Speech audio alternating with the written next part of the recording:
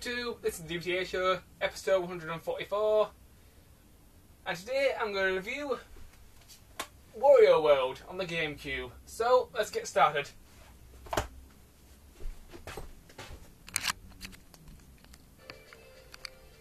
Right, that's my Nintendo Wii set, so let's start this review. Now, Wario World is a very good game, but it's also very short. Now, the story for this game is pretty simple.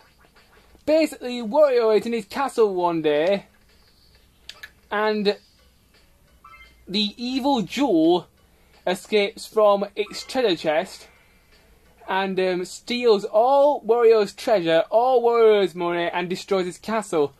So Wario is a bit pissed off, so he goes out on an adventure to destroy the evil jewel and rescue all of his treasure. That's the basic story for the game. The story is okay, I suppose. Graphics of the game. Well, the graphics of the game, I think they're very, very good. The game looks 3D, and it is in 3D. Some of the game is also in 2D as well, so it's a nice 2D sort of 3D hybrid. Controls for the game. The controls for the game are very simple. Use the control stick to move around. The R button charges. B button punches and controls most of your attacks. A jumps. Excuse me. L sucks coins in. C stick moves your camera. The D-pad doesn't seem to do anything. And that's pretty much it. You can also grab enemies and throw and do several special moves. I'll talk about the special moves later in the game. Music for this game is pretty good. Some of the tunes are quite catchy. Gameplay for the game with a 3D platform with some fighting mechanics. Excuse me. You don't have to kill all the enemies in the level, but there are certain points in the game where you just have to punch the living crap out of everything you see. The game itself, there are 16 different levels, so the game is quite short, which can be a bit of a disappointment. I thought I could say a gameplay. Let's go on to the Ghost Device game. The Ghost Device game, the gameplay is very entertaining. It's pretty good. There are 16 different levels in the game. Throughout each level, there are several quests which you have to complete. Basically, to beat this game, you have to do certain things. In each level, there are 10 different treasures to collect. These are optional.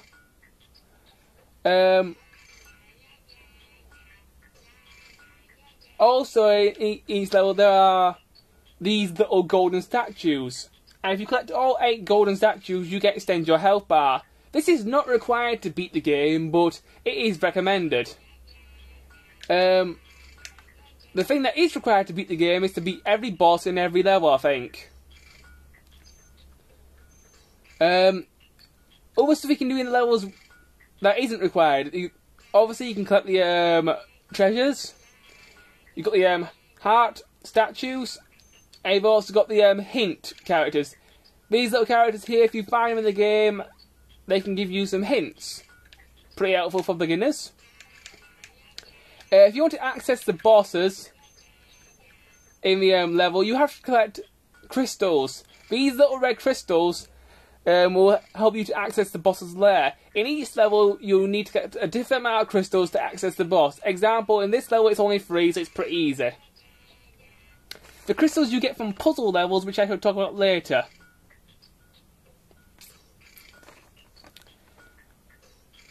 Okay, now I'm going to go find a puzzle level, so I'll be right back. Right, okay, I found a puzzle level now, so let me go in and I'll talk about the puzzle levels.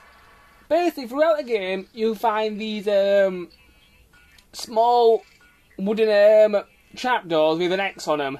And if you press jump and R to do a ground power, you can enter these puzzle levels.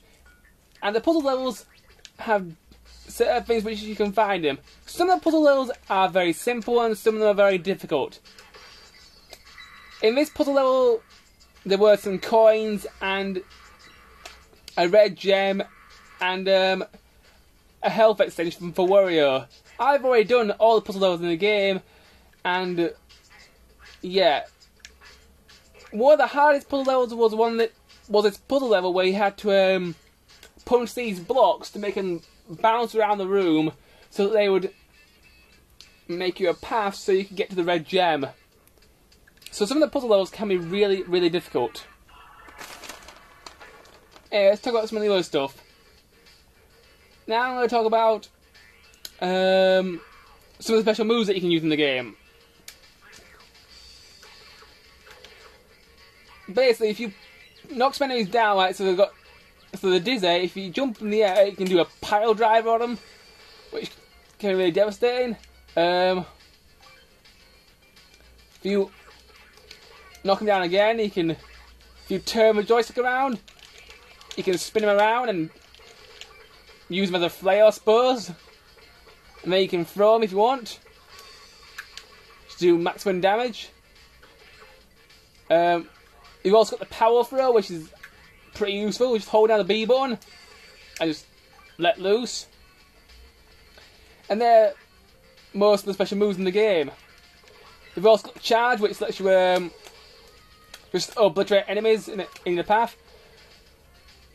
One move which is quite useful to get across high jumps is the charge jump. The charge jump can be a little bit difficult and a little bit difficult to master at times. The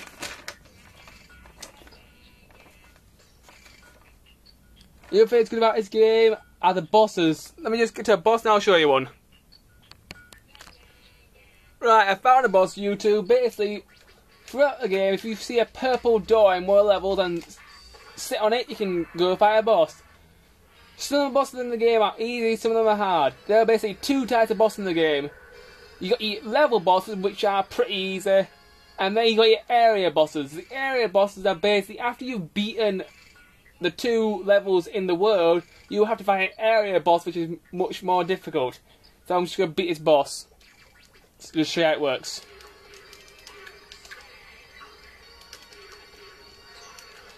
Whoa, whoa, whoa, whoa.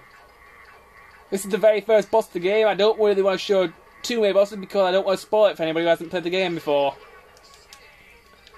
Once you've knocked the boss down, you can pick on these special moves and just beat the living crap out of him. Whoops. That was my fault.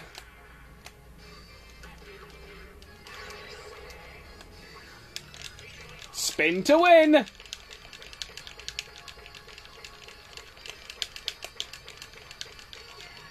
Bye-bye.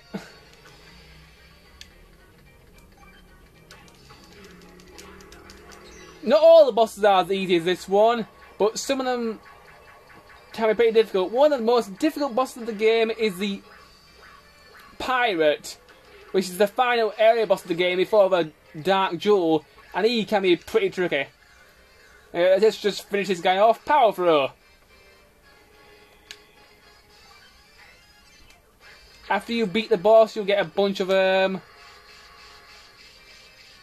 wait, he's back for more. Yeah, a bunch of coins, and that's pretty much it.